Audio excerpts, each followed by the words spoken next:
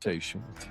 Yes, sir. Good morning, Michael. How are you? I am well and happy to see you for our monthly visit. I enjoy this. Well, you and I are far from strangers. We are But today's far from topic is about talking to strangers, and you had some news. very interesting insights about that I wanted to talk to you about today. Well, I'm happy to talk to you about anything because you're a very stimulating conversationalist. But I did want to mention something that kind of odd. Apropos of absolutely nothing, I would like to give you or the audience, I should say, you and the audience, a book recommendation and a music recommendation. Let's do it. Okay. So, music recommendation. There is a new record out, new album, I guess, CD, however you refer to it, called The Boys of Dungeon Lane by Paul McCartney. The Boys of Dungeon Lane. Now, Paul McCartney, of course, is an 84-year-old former Beatle, arguably one of the greatest songwriters of our time. I must say to you, I've listened carefully to this new record, and it is not a perfect record, but it is proof positive that the old boy still got it. I encourage people in whatever format they choose, give The Boys of Dungeon Lane by Paul McCartney a couple of listens. Not doing five other things. Give it a listen. Give it a serious listen, maybe twice. I think the old boy still got his magic. All right. Now, as to a book recommendation, and this one I am passionate about. Passionate. We're in June of 2026. This is absolutely, without hesitation, the most important book of the year, at least according to me. It might be the most important book of the decade. Here we go. Poison Ivy by Congresswoman Elise Stefanik. Now, Congresswoman Elise Stefanik is a Republican congresswoman, Harvard graduate. She is not Jewish. She's Catholic, but she has written a moral indictment of the Ivy League universities in America that will make you gasp. It is so powerfully indicting. All of us who are fair thinking, reasonable thinking, understand that currently in America, universities have a lot of ideological problems. You have to be an idiot or a radical to believe this is not some problem. However, if all universities have a problem, and I think most Americans agree with that, the Ivy League universities, the elite universities, have a problem times 100. The problems are anti-Semitic. The problems are woke. The problems are DEI. The problems are anti-meritocracy. Meritocracy is a fancy word for saying that people who do great work should get better grades than people who do shitty work. The elite university have declared war on and anti-American. Okay? So if you think America is a vile, revolting civilization, I encourage you to try to attend an elite university because you will find great comfort there. If, on the other hand, you think America, flawed though it is, like all nations, is the hope of humanity, has been the hope of humanity, and remains the hope of humanity, I would strongly encourage you not to attend elite universities. And arguably the two worst of all, Harvard and Columbia. It pains me to say this. I, who barely graduated high school, was given the high honor at the time of being invited to speak at Harvard. Okay? I always thought of that as a high honor, given that I never attended a day of college in my life. Now, and by the way, when you speak at Harvard, you get a great deal. You get no money. They don't pay you because they think it's an honor, and I understand that. But they give you massive amounts of Harvard swag. I mean, unbelievable. Harvard underwear, Harvard baseball cap, Harvard everything you can imagine. Okay. So I possess a large amount of Harvard swag. Very nice. They didn't pay me, but Harvard swag. And I always wore it with honor, right? I would wear a Harvard baseball cap with honor because why not? Now I wouldn't wear, if you said to me, Michael, I will pay you $1,000 cash. You can donate it to your charity of your cause, any cause you like. If you wear a Harvard baseball cap out, I'd say I wouldn't do it. Pains me. I want to throw up when I'm saying this. I am so sad. I am so heartbroken to say this. And yet, so Poisoned Ivies, Poisoned Ivies by Elise Stefanik. Now, I encourage it. If you agree with these messages, you must get the book. But if you disagree with these messages, I encourage you to get it and have a highlighter and tell yourself, the world, where it's wrong. Now, look, if you're anti-Semitic, you'll hate the book because it exposes the anti-Semitism. So anyway, those are my two recommendations: music and And I want to add something right here, Michael, because, and this segues perfectly into our conversation about talking with strangers. So often we talk to people, but we don't reap the full benefit of having talked to someone. So, number one, and this is something you'll know if you've been friends with Michael, notepad and pen, right? He just made two recommendations. I have them right here, right? That's number hold on one. 1 second. Hold on, brother. So that's there you go. Okay. There you go. And the moment I knew that important was when I noticed that people that I looked up to would bring notepad and pen to meetings with me, where I'm the one trying to 100%. learn something, right? So that's 100%. something Yep. we'll talk about that in a I have second. noticed it as well. The Correct. brightest, most intriguing people I know bring pad and pen. Now, sometimes they'll also now, in contemporary terms, type it on their Sure. phone, which I don't encourage because I find that physically writing, imprints it better. But nonetheless, you're right. That's one. So, it goes to the theme of if you want to succeed, you want to emulate successful people. Number two is once you've written it, is to take action. Now, I don't know if I'm going to like this book or not, but what I know is Michael just said it was he highly recommend. It might be the best book. Vital. So, Vital.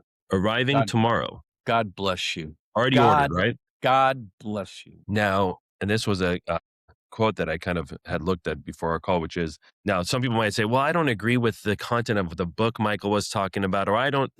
Okay, fine. Great. That's why you should read. That's exactly why you should read it. Yeah. It says the richest conversations are often with people who see the world differently than you do, right?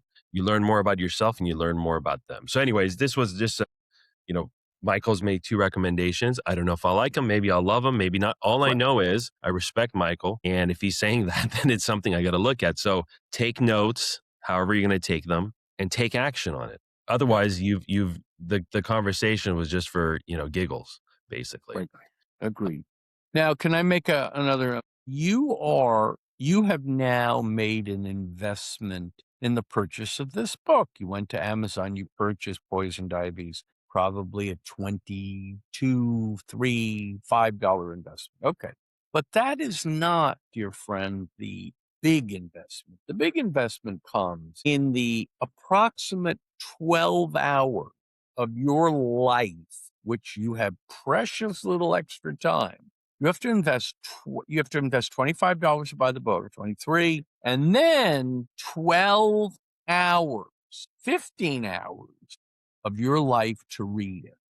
Now, 15 hours, 12 hours, 15 hours of a very successful attorney's life is worth a lot more than $20, $25. Right. But that is what the journey requires to be the very best Paymon the world has ever known. That's right.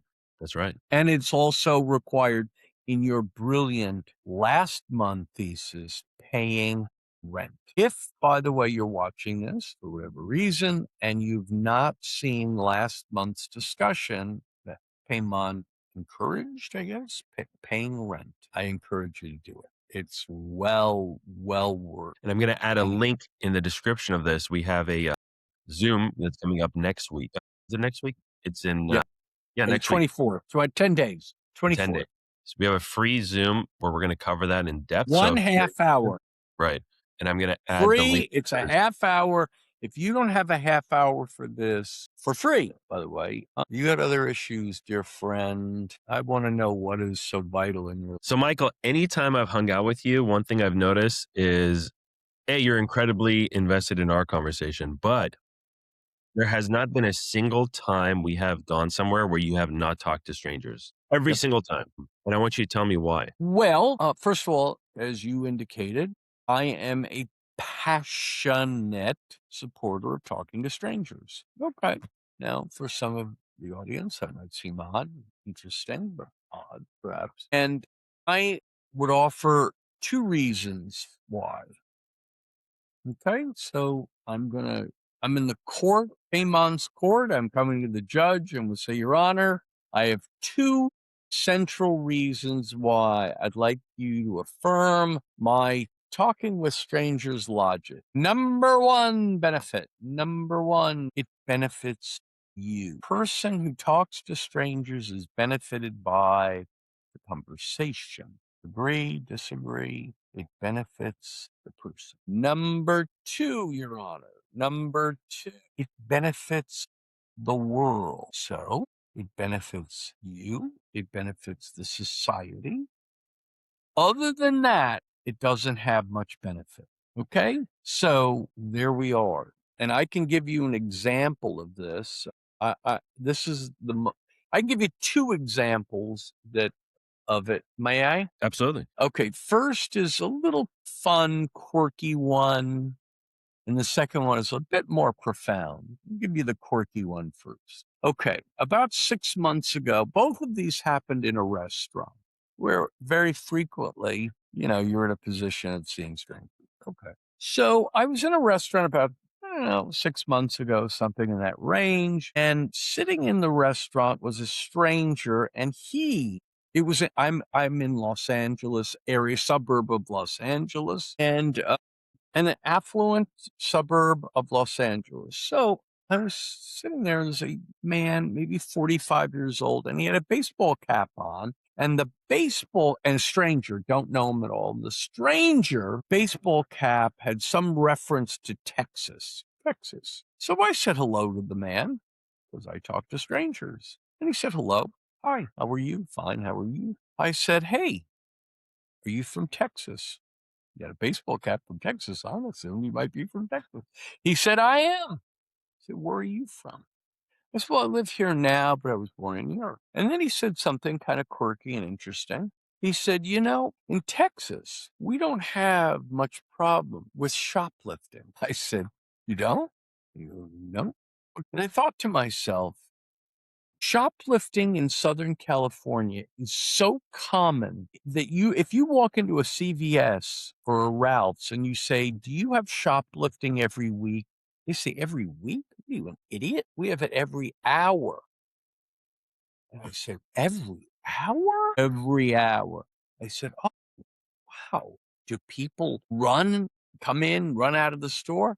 No. Why would they run? What do you mean, why would they run? They don't want to get caught. They don't care. They walk. It's just the same people every week. Same. Come in, take what you want, leave. Now, people listening to this outside of Southern California will think, that's not possible. That's ridiculous. But if you live in Southern California, you'll say, well, I didn't know it was that bad, but not impossible. Okay. They don't have that problem in Texas. Now, why is that?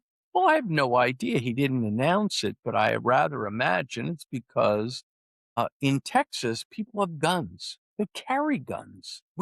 He said, we don't do that there. Isn't that worth thinking about? About life and about incentives and about penalties and about complacency and all kinds of things. So there's a benefit. Quirky little story about man in Texas. Okay. Next one is maybe a little more profound. It began in a men's room in a restaurant. I'm in a restaurant. This is maybe a year ago. And I'm in a men's room. I'm washing my hands, as is another man. I said hello to him as I talk to strangers. He said hi. This young man was maybe 35. Handsome young guy. Don't know him. And he's washing his hands. I'm washing my hands.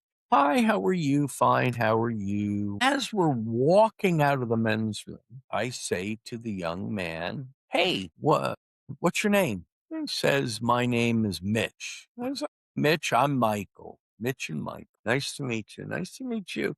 I said, by the way, Mitch, what do you do? I'm in the hallway of the restroom, leaving the restroom. But what do you do? He says, what do? I work on military bases. I said, really? That's interesting. How long have you been doing that? He said, about 3 years. 3 years. Okay, what do you do? And I say, I'm engaging him. What Mhm. do you do on military bases? He says, well, I am an investigator for the Department of War. Really? What do you investigate? He goes, my job is to investigate all violent incidents on military bases. I said, wow, that's kind of unusual. I said, what type of violent incidents? He goes, anything, Michael, anything. It could be domestic abuse, any violent incident I investigate. That's very interesting. I didn't even know there were violent incidents on military bases. He says, yeah. That's all. I said, can I ask you a crazy question, Mitch? Now, again, now we're outside the hallway. We're in the main area of the restaurant. I don't know this guy. I know this guy 120 seconds. I said, can I ask you a crazy question, Mitch? He goes, sure. I said, what percentage of the violent incidents that you investigate involve causes? He kind of looks away for a moment. He pauses. He says, what percentage involve alcohol? I said, yeah. What of the incidents? He pauses again. He said, 100%. Wow. I said, 100? He says, 100. Isn't that interesting? Now, would I have obtained that conversation if I didn't talk to a stranger? Well, obviously not. But isn't that interesting? Wow. 100, 3.5 years on military bases. Isn't that worth thinking? So these are my thoughts or quirky examples of talking to strangers. And you may have your own, right? Well, I do have a question, Michael. When you say benefits you, benefits the world, I can understand the benefit you part, Society, right? right? The world. Yep. Can you explain the benefit the society part? Okay. So unless you are sitting at your computer or your phone believing that the world, society is a better place because human beings have become more isolated in the last 5, 10 years, unless you are one of those people. Now, there are not many of those people. Even introverts, even profound agoraphobic introverts would say, well, I don't think it's a better place, right? If you think not knowing your neighbor, if you live in an apartment building and you don't know the name of your neighbor, you think that's a good thing, you would think talking to strangers has no benefit to society. If you think that's a shitty thing for society, then you'd say, well, you do have a point. So we have fallen into this dark abyss of isolation. We're just, we don't talk to our neighbors. We don't know who they are. We don't care. We're so I would argue that if we can make a contribution of breaking that down by talking to strangers, and it doesn't have to be a long, engaged talk. How about, hello, how are you? Uh, that's a lovely color on your sweater. That's a good color on you. How have you been? Did you watch the basketball game last night? No. Oh, what did you watch instead? What book are you reading? Anything of that sort. These type of things. Well, as you were talking about that, I was thinking about my own life and times that has happened. And what I find often is we might know things or be exposed to things and truths for us, but it's not until something happens multiple times in our life that it kind of you say, wait a second, this is a pattern. I can learn something, right? So, and I'm going to give an example of a couple times where Yeah, give me examples of your talking to strangers that have helped, not helped, unintentional annoyed. one, this is when I was younger. This was the first time life was trying to teach me that talking to strangers is good. There was a artist, musical artist that I wanted to meet. Very unlikely scenario. It was just me at this venue. I knew nobody. I had no connections, and I had these old records that I wanted signed by this artist. And somehow I showed up thinking that I'm going to. And I remember towards the end of the concert, I realized, okay, there's no way I'm going to meet this person. No way I'm going to get this signed. Tried talking to security. So I'm at the back of the venue, and I'm kind of defeated. and I see someone next to me that's wearing a lot of the gear for this particular artist, shirt, hat, things like that. And I asked him, I said, "Oh, so you're a fan?" And we started talking, and she said, "Why do you have all these records?" And I started laughing. I said, "Well, because I thought somehow I'm gonna get him to sign these, you know?" And I didn't think anything of it. And then she said, "Wait right here." I said, "Okay." She comes back. I didn't know this. It turns out that she was actually his friend. Okay. And she said, "Come to the back when the concert is over. I'm going to get you back there." So she got me back there. I had purposely gone trying to talk to what I thought were the people to talk to, security, the front desk. This was a random stranger. And it just happened to get me there. And I did end up meeting the artist. Okay, that's number one. By the way, I'm just curious. I don't need to know the name of the artist, but was the artist extremely popular, or Oh, yeah, not yeah, as extremely popular? popular. I mean, today I would not go with records trying to meet this person because my brain would just say, "Oh, you're not gonna meet him," you know? But again, like I said, sometimes you look at that just luck. You don't get the lesson from it until it happens multiple times. It was fortified to me after law school. I graduated law school at a time where it was probably one of the worst times to graduate law school. The economy was in a depression. There was there was layoffs happening What year was it? that was 2012. 2012, Yeah. layoffs happening, difficult time. Yeah. And so it was just mass layoffs at law firms, not hirings. And after months of applying, I get this one interview and I show up, big building. This is in Orange County, get in the elevator with a guy who's wearing a Hawaiian shirt and flip flops. And you just start talking. "Hey, how's it going?" It's a nice shirt because I'm from Santa Cruz, California, surfing town. And I just started talking to him about surfing and Hawaiian shirts and how in Santa Cruz, you never know who you're talking to because it could be a CEO of a big company from Silicon Valley that's in Santa Cruz in flip flops and a Hawaiian shirt. Yep. But that when I came to Irvine, I had to dress up. Anyways, Right. we start talking and he finds out I'm here for an interview and he says, "Are you nervous?" I say, "Yeah, I'm nervous because I don't know how to communicate, all my qualities in like a short period of time, but, we'll see." So I get off at a different floor than he does. He goes up and when I go in for the interview, it's him. Fantastic. His office was on a different floor. Not he didn't make the connection and I didn't make the connection because there's Makes multiple sense. firms on the different floors. And it was hardly an interview. I mean, there was no interview really. I think the interview kind of happened in the elevator, just our personality types, talking, being candid. And we continued talking about Santa Cruz. And I thought I blew it because he's not even asking me questions about what law school did you go to and all this stuff. And towards the end, he said, "Okay, when can you start?" That was it. That was the interview. And I think what that is, when you go to an interview, you can fake a personality, you can fake a lot of things. But I think our genuine connection in the elevator and our talking probably told him more than you can usually tell from someone in an interview anyways. Yeah. And so that was when I realized, okay, hold on a second.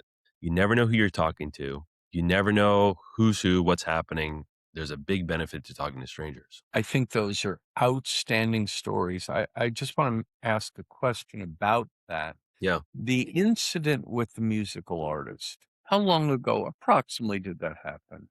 That was Approx 2005 approximately. Okay, so this is what you're indicating to me. 21 years ago, this happened. The memory is burned in your heart and your soul well enough for you to recount the story. 21 years. Hmm. So, by talking to a stranger, you created a virtually permanent memory. That's right. Now, some of you listening to this may say, "Who gives a fuck? Who cares? I don't care." Another person might say, "Permanent memory cost you nothing?" Wow. And So, might I all right. add, not only did I get the record signed, not only did I get backstage, I was taken on the back RV, trailer things that they all sit in. And I got Mhm. probably an experience that you couldn't get if you work for MTV. I mean, I was there for like an hour and a half. I ate with them because I came in through the friend, you know, that was I get crazy. it. Yeah. I get it. I get it. I get it. It's a remarkable thing talking to strangers. Now, not every conversation with a stranger will result in a life-changing home run. Most conversations with strangers in elevators are innocuous. They have no meaning other than a smile. Now, receiving and giving a smile has a value, right? But they're not transformative like some of your conversations were. A very small handful will be. Don't seek to talk to strangers because you want a life transformation with every conversation. Seek to do it because for two reasons. One, it's good for you, and two, it's really good for this fragile, broken, decayed society. Now, if that has any meaning to you, then talk to strangers. I may also want to mention something. This is supposed to be an intergenerational dialogue. Okay. So I'd like to offer a challenge to you and to your generation. And again, it involves restaurants. I see so often at restaurants have become essentially two facilities simultaneously. 10 years ago, a restaurant was a facility in which they served food to diners. Today, they are a facility that serves food to diners and provides takeout orders for DoorDash, Postmates, Uber Eats, and other things, right? So you'll see this in a restaurant, particularly a bit more casual restaurants. I'm not talking about fast food restaurants. I'm talking about casual, moderate price restaurants. You'll see there's a whole section devoted to people walking in and presenting their phone for orders, to go orders. Now, this means that I've watched it, I observe it, and most of the people coming in are young people. The older people generally are sitting down and ordering, and the younger people, not in 100%, not always, but often. So this means to me societally that young people are engaged with DoorDash and Uber Eats far, far, far more post-COVID than they were pre-COVID. Mhm. Okay. They are eating at home. They are spending $6, $7, $8, $9, $10 per order for a moderate priced restaurant for the quote convenience of eating at home. Now, listen, they're allowed to eat wherever they want, right? But if you're eating at home, are you talking to strangers? Well, no. Mhm. If you're eating at home, are you withdrawing from the social engagement that is so necessary to lubricate a civilization? Well, of course not. You're a pseudo agoraphobic, though you don't have the courage to admit it. And this is not good, right? Now, that doesn't mean that if you order a DoorDash order, 4 times a year, you're Adolf Hitler. It does mean that if this has become a way of life for you, if you're isolating yourself, isn't that worth thinking about? Now, you are an ambassador, I guess, in certain ways, though aberrant, to your generation. Do you see a lot of Uber eating and door dashing? I I see it in my neighbors' doors. They don't even wanna meet the driver. They just leave it behind the door, you know? Well, that's interesting. Tell more. I understand what you're saying. In Yeah, other yeah. words, they don't even want to engage with the driver. Correct. Yeah. I Just have it. leave it at the door. That's right. Yeah. My neighbor's exactly like that. Doesn't wanna How old interact. is your neighbor approximately? 40s, And is he male or female? male. It's a couple actually that lives there. A couple. Yeah. And this couple, Work from home, order from home, Amazon from home, everything from home. Yeah. God, Yeah. dear God Almighty. Now Michael, Are they this married? I'm just curious. I don't know. That's how much I've talked to them. I don't know. They Of course, I don't know. Right. Exactly. Yeah, exactly. Yep.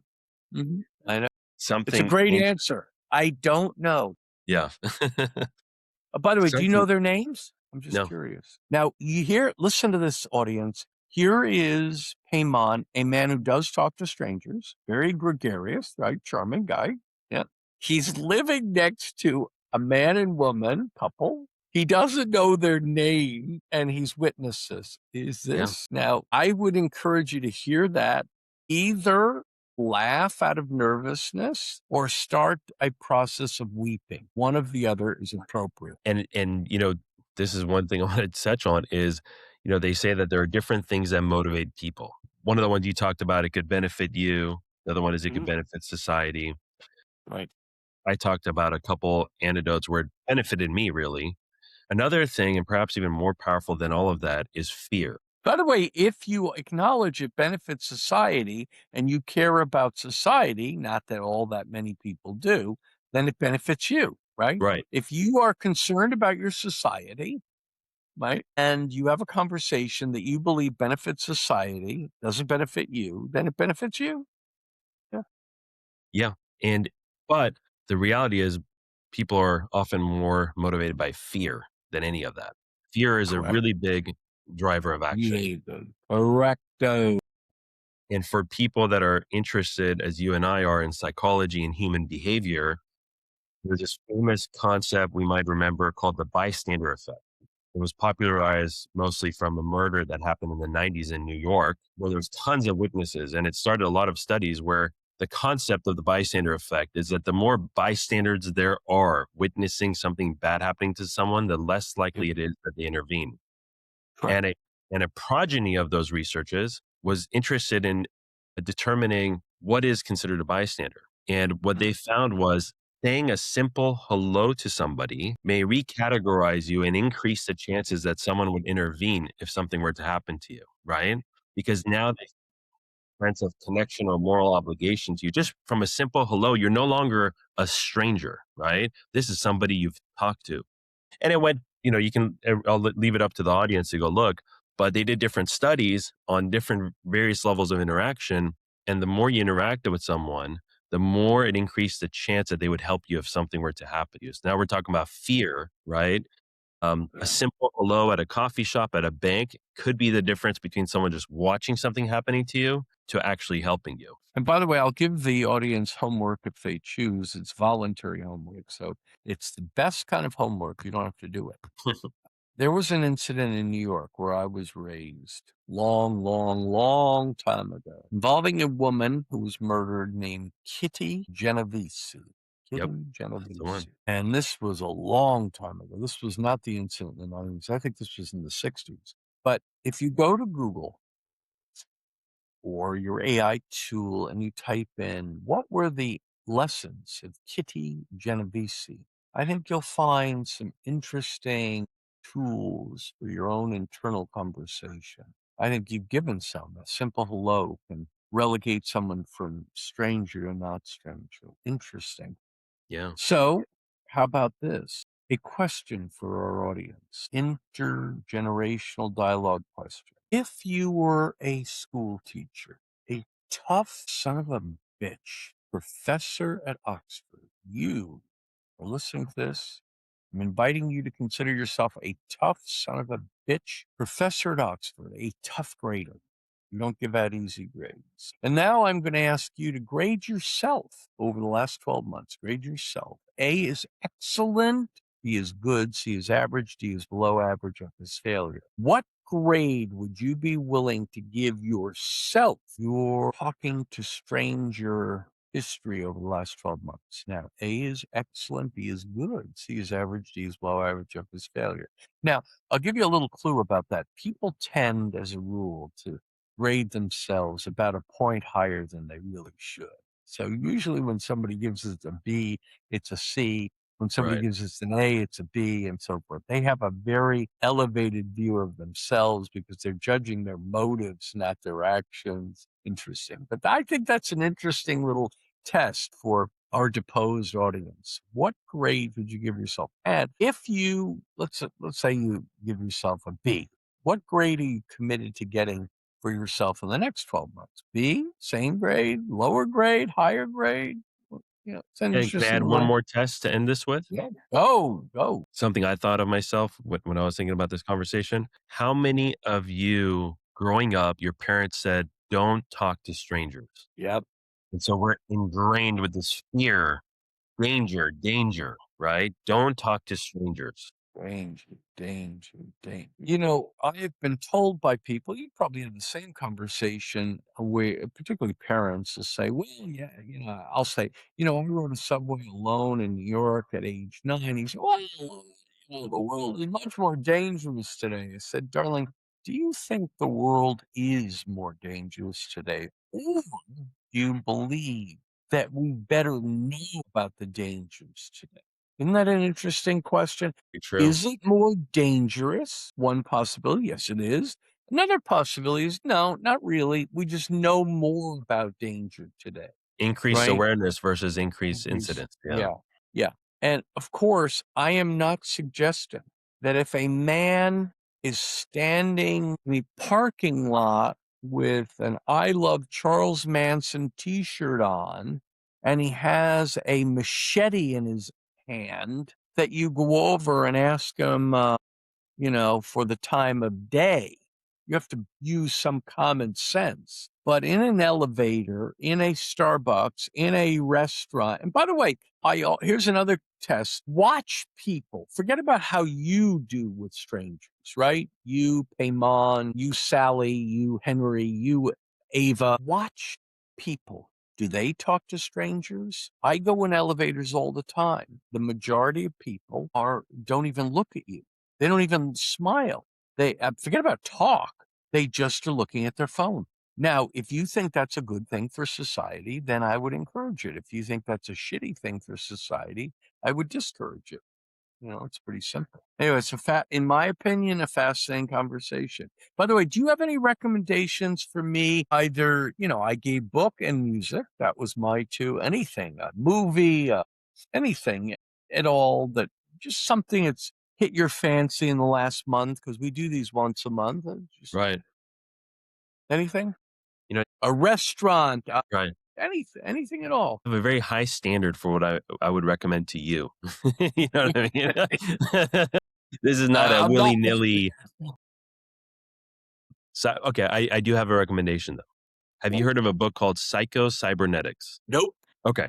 But Top guess what? Guess what? top book, okay? Top book. Now let me tell you, Psycho-Cybernetics. Okay, you got it. it was written by a plastic surgeon that would do life transforming surgeries on people, including primarily facial. And what he observed were that even though a lot of people's facial features had been resolved tremendously, a lot of them did not act differently. Some of them did, some of them didn't. And the concept behind the book was the mental image you have of yourself is even more powerful than the actual image that's outward to the world. The empirical image, right. Correct. So if Yeah. you are of a perfect weight, given medical statistical analysis, you're at a perfect weight. Given your height, your weight is utterly commensurate with a Right. normal, healthy weight. And you believe that you're 10 pounds or 20 pounds too heavy or too thin, that mental image. Interesting. Right. How So did you find this book? I'm just curious. patterns. We were talking about patterns. I kept seeing an interview after interview after interview after interview, people attributing life changing because of this book. And I said, you know what? I've heard this a couple times. So this doctor, Michael, Yeah. felt like a failure because he said, I'm transforming these people, but I'm not getting the transformation I wanted. And so he segued his career into getting behind the psychology behind this. Yeah, I get it. And so he wrote a book that the intention of the book is to help retransform your own self-image, basically. Hey, Mon, I'm interested. I don't know how to do this, and you're better at this than I. Are you able to put in, quote, the show notes, the podcast notes, the chat? I don't know how to do it. I don't even know what I'm saying. The link to the book, the link to the book I Yeah. I'll put recommended, the links to all of them. put to the Paul McCartney record, The Boys Yeah. at Dungeon Lane. That way, if people are interested, they'll check it out. If they're not, well, that's fine. You got But it. I'm I'll going to add it. get this book. Highly recommend. In fact, I'm glad you asked me and you pushed me to give a recommendation because I feel like I should have done that anyways. But lovely conversation. Thank you, Michael, for spending time and another episode of the Deposed podcast. And one last thing. If you enjoyed this conversation, I don't know that you do, if someone does, not you, there are several ways that you can support the concept. Okay. If you think intergenerational dialogue is interesting for some reason or another, amusing, interesting, I don't know, whatever you think, you can support it by liking the episode, by sharing the episode, and by commenting on the episode. Those are 3 free, simple, easy things you can do. And in doing so, I guess you can also subscribe. That's another thing. Like, share, comment, subscribe. And this way you're voting, if you will, to support the concept. We don't get anything out of this. We get enormous amounts out of it interpersonally, but we're not doing it for any reason other than to have a dialogue. We're taking our dialogue that we have privately when we see each other into a digital realm that will allow others to. Okay. Yeah. Absolutely. All right. Talk to you next time, soon. Michael. Bye. See you.